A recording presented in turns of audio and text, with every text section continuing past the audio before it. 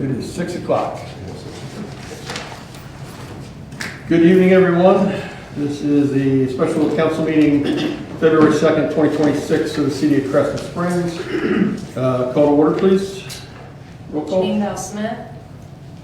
Present. Bob Mueller. Here. Mark Wurtenberger. Here. Jeff Smith. Here. Don Kiley. Here. Carol McGowan. Here. Thank you very much. The mayor's report is very brief. I'd first like to commend Public Works on the job they did in the snow that we had last week. It was, I had 12 inches at my house. I know that I heard somebody else got 10, I heard somebody got 13. I think that 12 inches was a good number, it's close. And I think they did a fantastic job. I've heard very few issues with that. I hope they're getting their sleep tonight because I think they'll need it tomorrow. The other is the reminder that we have until June, I think it's 4th, to register to run for council or mayor. And I certainly express my hope that people will register and run for any or all of those positions that they can. Mr. Daly. Oh, I missed that. I apologize. I checked it off, but I did. My apologies. Approval of the minutes from the December 22nd, 2025 meeting. You all received those in your packets. Is there a motion to approve? I'll make a motion to approve. I'll second. Any comments? Roll call, please. Janine Bell Smith. Abstain. Bob Mueller. Yes. Mark Wurtenberger. Yes. Jeff Smith. Yes. Don Kiley. Yes. Carol McGowan. Yes. Thank you very much. Now the city administrator's report. Thank you, Mayor Doherty. I have 5 items I'd like to go over for tonight. And the first one is the ordinance 2025-12 regarding the zoning ordinance amendment. It will be on later in the agenda. Obviously, this ordinance updates our zoning ordinance. It brings the city zoning into compliance with Kentucky House Bill 160, and it addresses regulations for qualified manufactured homes, reflects the zoning text amendments approved by the Kenton County Planning Commission, and lastly, it ensures that our city regulations align with state law. The second item I have is ordinance 2026-1, the sewer easement, Buttermilk Town Center. This ordinance authorizes the mayor to execute a permanent sewer easement. The easement benefits the property at 2301 Anderson Road, and it finalizes a previously agreed upon easement on city-owned property. Just a little background, this is basically a cleanup of an old unfinished deal. Mr. Stilley's sewer line runs through a tiny piece of Home Depot site, and Chemco has agreed to grant the easement. And because the city technically owns the land under the IRB structure, the request needs the city's approval to finalize it. So that's why that is on tonight's agenda. Third item is Municipal Order 2026-1, surplus vehicle transfer. This MO accepts a surplus vehicle from the city of Villa Hills. The transfer is at no cost to our city, and the vehicle will be repurposed for municipal use within the city building here. This authorizes the mayor and/or city clerk April to execute transfer documents. Before I move on, does anybody have anything about those first 3 items? Yeah, just real quick, Mike, as far as that sewer easement, is that going to be regarding any development or anything, or? There is that possibility, yes, sir. That is a good question. You're speaking of the green space that sits empty there on Anderson Road behind Home Depot. So yes, that is a possibility. Thank you.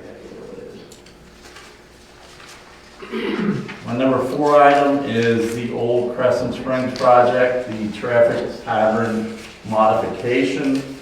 With your packet tonight, I put a map with your packet. This is showing the recommendation from the old Crescent Springs Committee. And over there by Councilwoman McGowan is the actual map as well enlarged. This proposes a one-way traffic pattern from what you're seeing in the map itself. It obviously allows roadway and drainage improvements within the existing right-of-way of this modification and recommendation. We've received input from residents, from city departments, from service providers, and next step, which the committee recommends, is that council, we request action for ordinance to adopt. And then the proposed schedule will be a first reading at February 23rd meeting and a second reading at the March 23rd reading. As a member of the Old Crescent Springs Committee, I recommend that we bring an ordinance to the floor for council to review and look at and vote.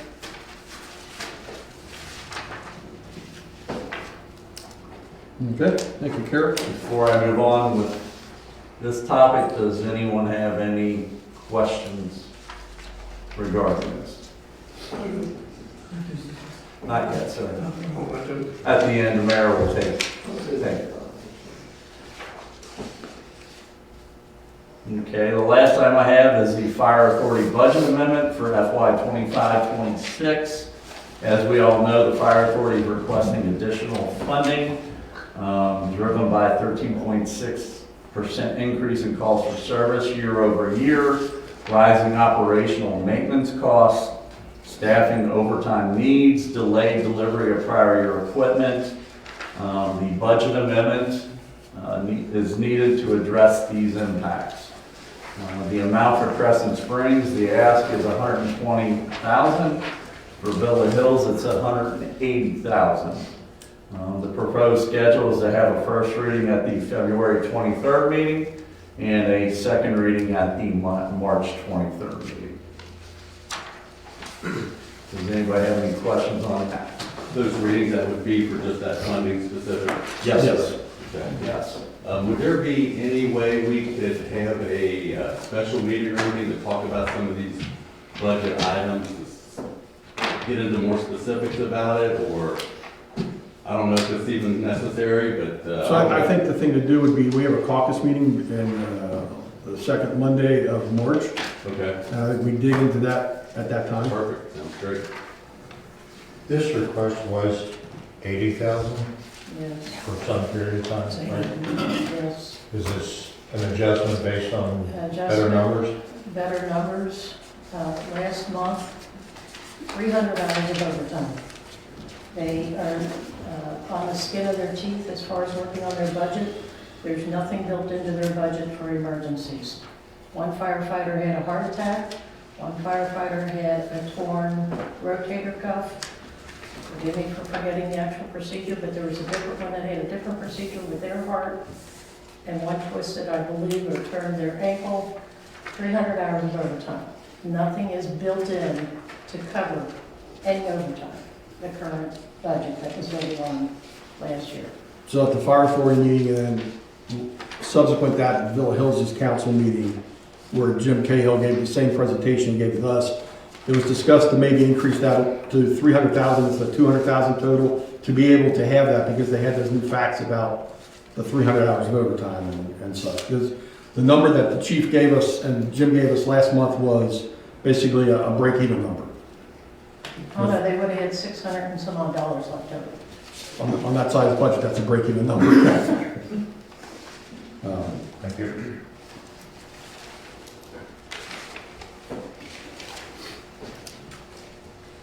Thank you, That's all Mr. I have, Mayor Dory. Thank you, Mr. Dale. Next is municipal order 2026-1, accepting the donation of the vehicle from the city of Villa Hills and authorizing the city clerk to execute the transfer.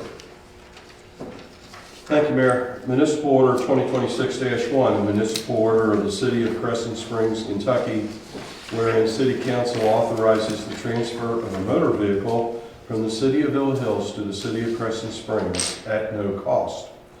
Whereas the city of Villa Hills has declared a motor vehicle owned by the police department as surplus.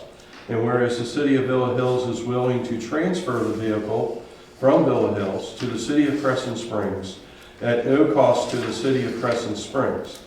And whereas the vehicle can then be used by the city of Crescent Springs to serve the citizens, therefore be it ordered by the mayor and the city council of the city of Crescent Springs, Kentucky, that the city is authorized to accept the transfer of a surplus former police vehicle of the city of Villa Hills with zero payment to the city of Villa Hills. City council further authorizes the mayor and/or the city clerk to sign and complete any necessary paperwork to effectuate the transfer of the title. The vehicle will be used by city staff to go to the post office and do things out that we're paying for mileage for, and it's a free vehicle that the staff can use, and quite honestly, if they're giving it to us for free, I think we should take it.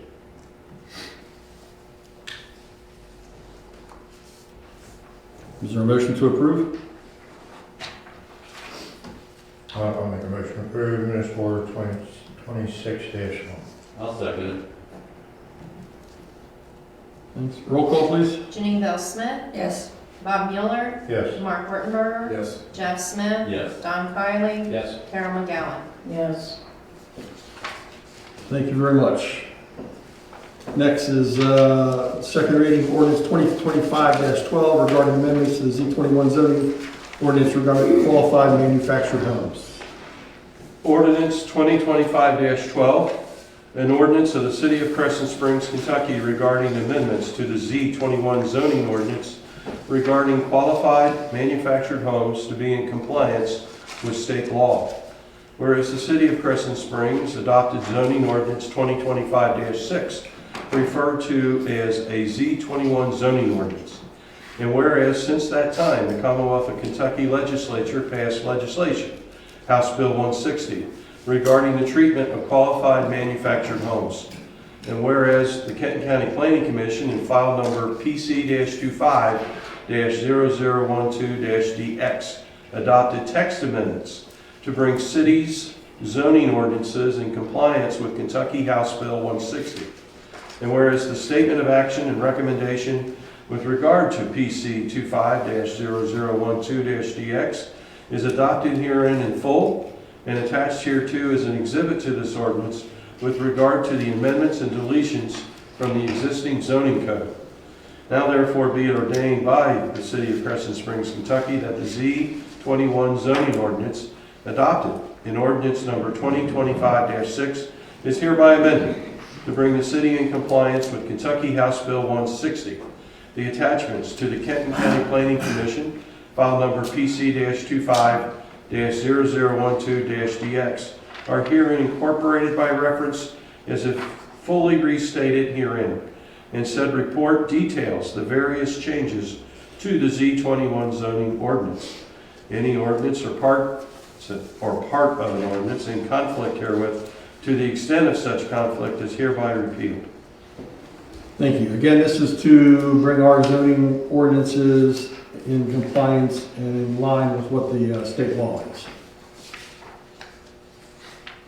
Is there a motion to approve? I'll make the motion to approve ordinance 2025-12. Is there a second? A second. Thank you. Roll call, please. Janine Bell Smith, Yeah, I have a concern about the state. I see this as government overreach of the state, telling the cities and the counties how our zoning should be. And I'd also like to know more information about exactly what the manufactured houses requirements would be. Hopefully I can meet with PDS at some point and talk with Josh Weiss or Denmo, and they can basically educate me on what the difference is. I did do a little homework on that. I found out a few things, but not enough to mention today. But I think it's government overreach for the state. So is your voting no? Yes. Well, Thank you. wait a minute. Wait, I don't know. Should I vote no? That's the question right there.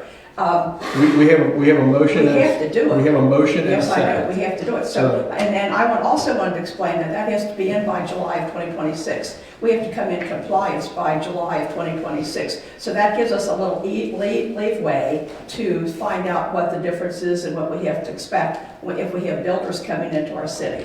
We have a motion I and know, a but second. I'm So- explaining why I'm going to vote. I'm going to explain why I vote. Rules. Mr. Baker, we need to call the vote, please. You need to vote. Yeah, so what, I will be voting yes, but I need further information. But I think it's going over. Wait, I want Your that on vote the right record. now is yes or no. Please, The vote right now has to be a yes or a no. Is it a yes or a no? I'm saying yes. Thank you. Okay, thank Bob Miller, Yes. Mark Rugenberger, Yes. Jeff Smith, Yes. Don Kylie, Yes. Carol McGowan. Yes. Thank you very much. Mr. Baker, first reading of ordinance 2026-1, authorizing the permanent easement for the sewer service at RGMZ Buttermilk Town Center. Ordinance 2026-1, an ordinance of the City of Crescent Springs, Kentucky, authorizing the mayor to enter into a permanent easement for sewer service with RGMZ Buttermilk Town Center, OP1HO LLC, a Delaware limited liability company, and John Spilley LLC, Kentucky Limited Liability Company, over property located in the Buttermilk Town Center and adjacent thereto. Whereas the City of Crescent Springs, Kentucky is the record title holder of the property commonly known as Buttermilk Town Center, and more specifically described in Deed Book C-2360, page 22, and Book KC-70, page 876 of the Kenton County Clerk's Records at Covington, Kentucky. And whereas RGMZ Buttermilk Town Center, OP1HO LLC, a Delaware limited liability company, is the owner of the leasehold interest in the property commonly known as the Buttermilk Town Center, as a successor in interest to Bear Creek Capital. And whereas said property is subject to a long-term bond and agreement. And whereas John Spilley LLC, a Kentucky limited liability company, is the owner of an adjacent property, commonly known as 2301 Anderson Road, Crescent Springs, Kentucky.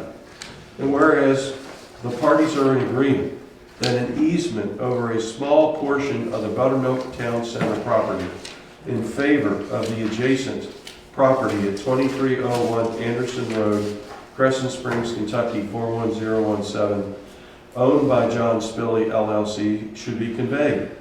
And whereas said conveyance would fulfill an agreement reached several years ago, and all of the documents related to said agreement were not fully executed. And now therefore be it ordained by the City of Crescent Springs, Kentucky, that the mayor be and hereby is authorized to execute a conveyance and other documents to convey an easement from the property known as Buttermilk Town Center to John Spilley LLC in the property located at 2301 Anderson Road, Crescent Springs, Kentucky. The mayor is authorized to execute any and all necessary documents to complete the agreement and effectuate the transfer of the easement. Thank you. That is the first reading. It will be up for action at the February meeting. Can I ask a question? Is it just on the, so we got all these different attachments, on the linked GIS web map, the one that's actually a picture, is it simply the purple drawing in the middle? The purple outline? Okay, because it's only 130 square feet we're talking about. Yes. Correct. Okay, so it's like 20 by 5, I don't know. It's very small.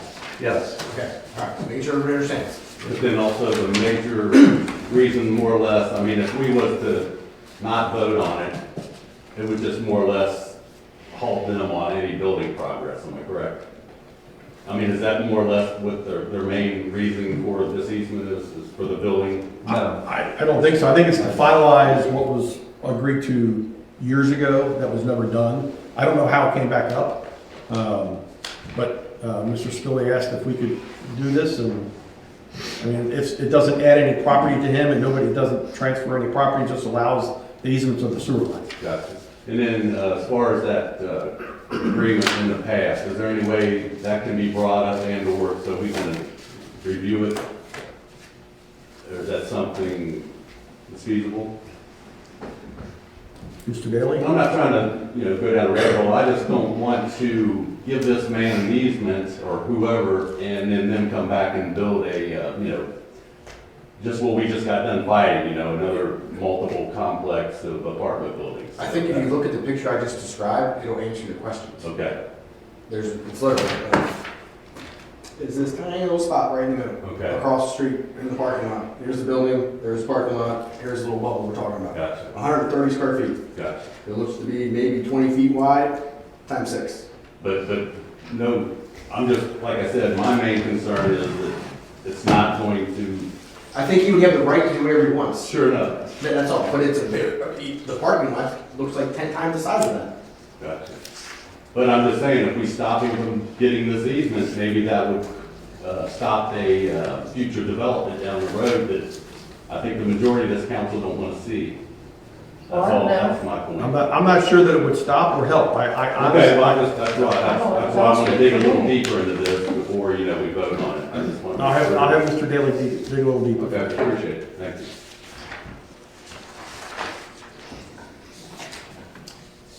Residents' comments. Somebody raised their hand earlier? Would you like to come up, sir? Identify yourself, please.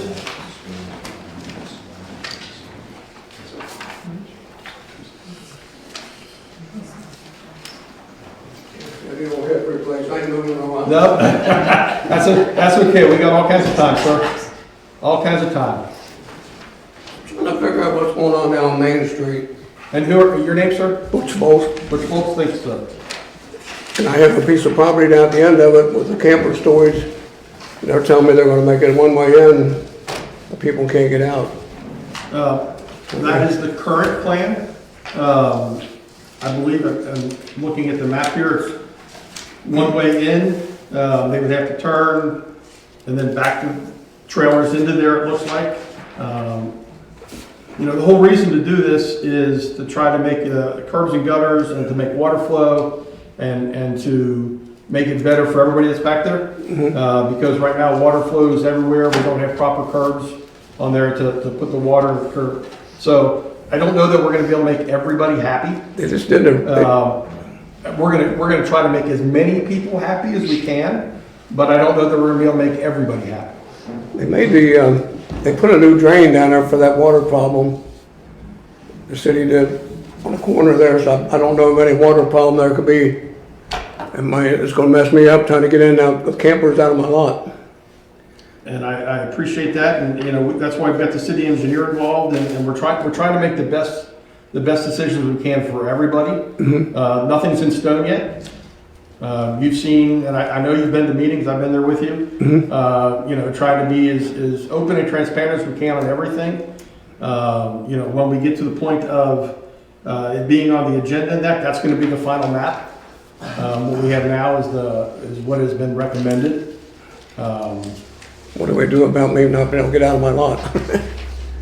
Can you describe a little bit more, what is your... So his lot is at the end Yeah. of Main Street. Yep.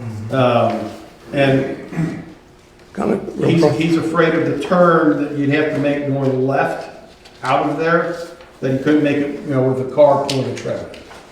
up through the little one, I mean, I don't know what's gonna be now, but it's a one-way going in approach. So trying to get up there and get around through that little area is not gonna get it. The city engineer, Mayor, discussed that corner down there by Main Street and Euclid and then up to Audrey, trying to clean both of those corners up with this gentleman's concerns. So that obviously it doesn't make it tough to pull these trailers out of that lot itself. Sure does, sure does. There's an incline there too, isn't there? As you turn left, does it slightly go uphill? If you turn, which way you coming? As you're coming out of your lot, if Yeah. you turn left. It goes Is there into a little incline there? in a real little one area where you gotta try to take a trailer through there, just ain't gonna get it. It's really making it really hard on me. Right. I've been there for 50 years and they wanna try to come along and tell me I can't come out of there. Could you describe what your new exit route would have to be? Because I'm still not counting. The exit route would have to be- leaving through Main Street. Please, Right now, you exit through Main Street, is that what you're saying? I can do both, yeah, because we have never had a problem, there's never been a wreck or anything trying to get out Western Reserve, but some reason they started wanting to make it a one-way in almost. The next two streets up are even worse. A little one-way street. Yeah, I think he came out right on Main Marks and right out of Western Reserve. Right. The old way. That's what we've always done, like I said, if you go up there, you can see there's plenty of, only little bit of a, maybe a problem is the people parked out there on the main Western Reserve, and they back out into traffic. That's a kind of a problem right there. They got a lot of parking down by the warehouse. I don't know why they ever, but the mayor that was Jack Jansen that used to own that building, and he was the mayor, so he got it where they can park. That's 4 cars that got to back out into that Western Reserve. That's a lot more dangerous than what I see. And Mike, you were saying that Greg is looking at the corners of Main and Euclid Yes, sir. to do, To clean that up, to make it to where that turn radius for this gentleman and obviously the people that store their property there to make it obviously possible, better. this would be, It's the 2 streets up where they can't get out. There's no way you can make a right turn up there. there's other people that would drive their trailers or whatever out of this lot, right? It's not just this gentleman. Correct. Right. He owns the lot and rents the space. So It's been he's probably pretty used to I it. lost a lot of sleep. You wouldn't want me pulling something out of that lot. I didn't know what I was doing. Yeah. Trying to make a left and go up to the little streets up there. I mean, with a trailer, just not gonna, I mean, it'd be really hard to do. Be really dangerous. So, I Mr. think Fultz, Greg will look at it. let me do this. Let me talk to Greg Sketch, the city attorney. Mention your concerns. Look at what we can do. Do they also? I used to live on Audrey Terrace. Oh, yeah? Way back in the day. Next to Lou Hartfield? Actually, Lou Hartfield lived in the house that I lived in. Oh, really? I was there owner or two before him. So. I owned that lot, right, they put that house on right beside of Lou. No, the two lots down, Right. Yeah. on the corner. So I'm very familiar with that. I'm familiar with the roads and that. So let me talk to Greg and give me a week or so to talk to him, and then I'll give you a call. I sure appreciate I'm sure it. we have your number up here. Yeah, I sure appreciate any help you can give us, because it's gonna be a real, not real good. Okay. Yep. I will do that. Okay, thank you much. Absolutely. Yes, ma'am.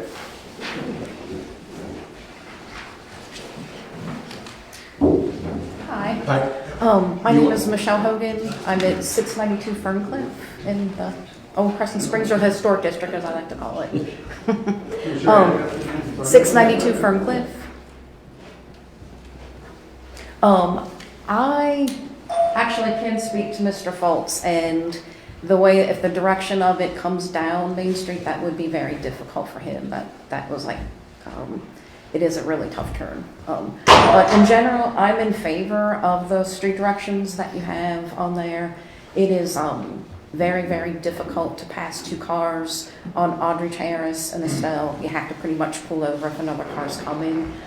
So making those street directions one way, I think is really smart and very safe, actually. And in terms of the direction for the 2-way streets, I think that makes a lot of sense. So I support the council to vote for the street direction changes. Thank you very much. You're welcome. Yes, sir.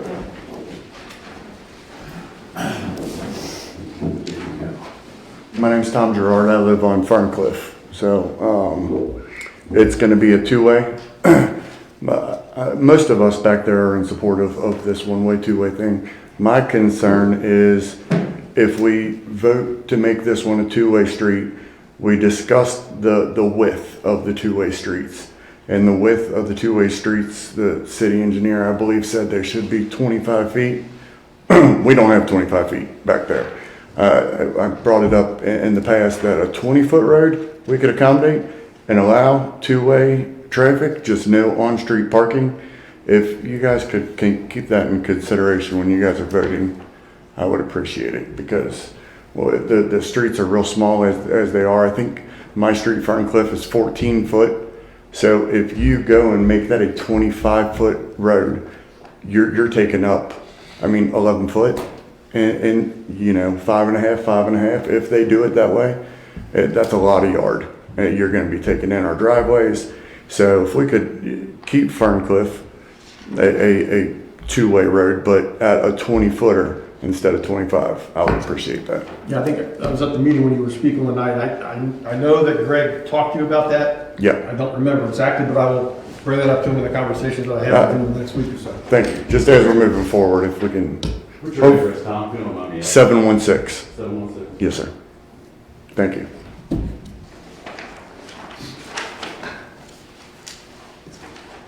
Right now, are all these two-way? Right now, all these are two. Most of them, I think there's a little section, maybe at the end of Enid. Does that stay two-way? We don't have anyone. Currently, Only one way is by his Yeah, trailer. Okay. Yeah. we were told in a prior meeting that there had been an ordinance passed years ago for Enid to be one way, but there's no signs. Never signs or Just two anything. ways as far as we're concerned. And it might be what I'm thinking of, because I do remember something about that being. Yes, sir. My name is Calvin Foltz.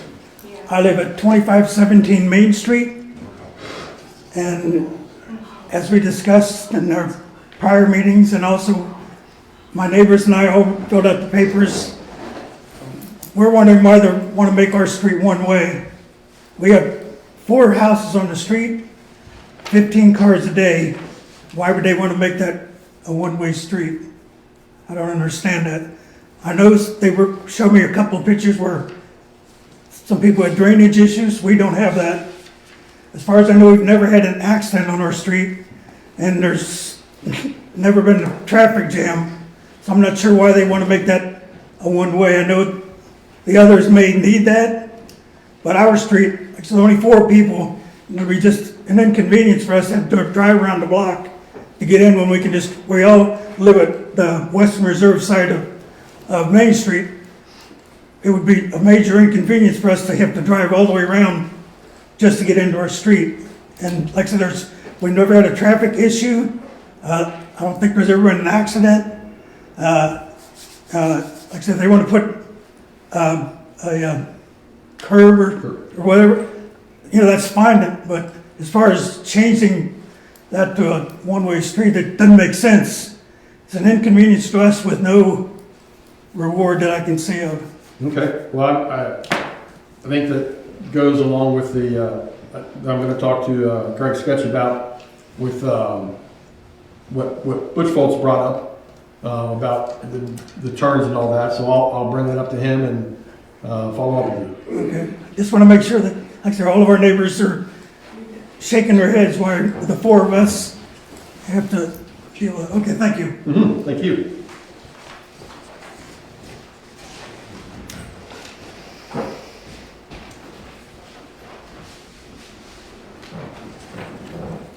My name's Deborah Nizes. I own a house at 2514 Enid Street. I've owned it since fall 2009. I have not lived there. I rented it to my elderly mother. So I've been on the street a lot, and I'm definitely in favor of that being one way. It's just way too narrow for 2 cars to pass. Or if somebody's kind of pulled at the edge of their driveway, then you can barely get 1 car past. And I think for safety reasons, that one way is the way to go. Okay, thank you very much. Thank you.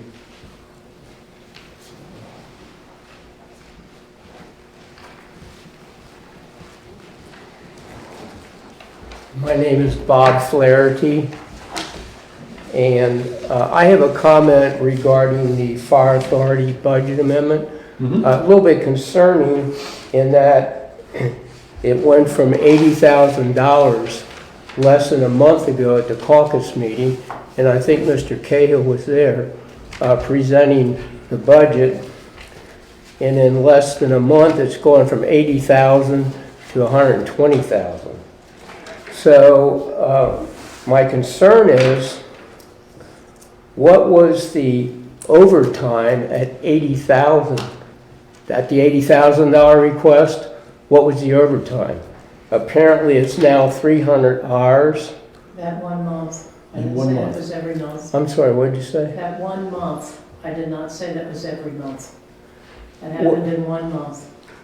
Okay, my question is, what was the overtime at $80,000 which was the request less than a month ago.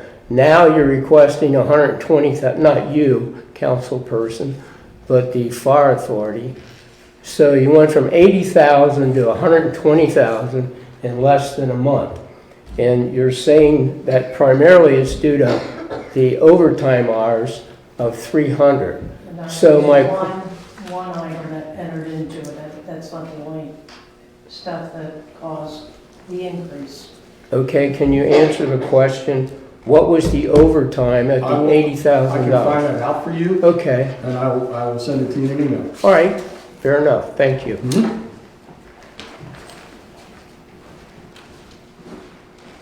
Anybody else?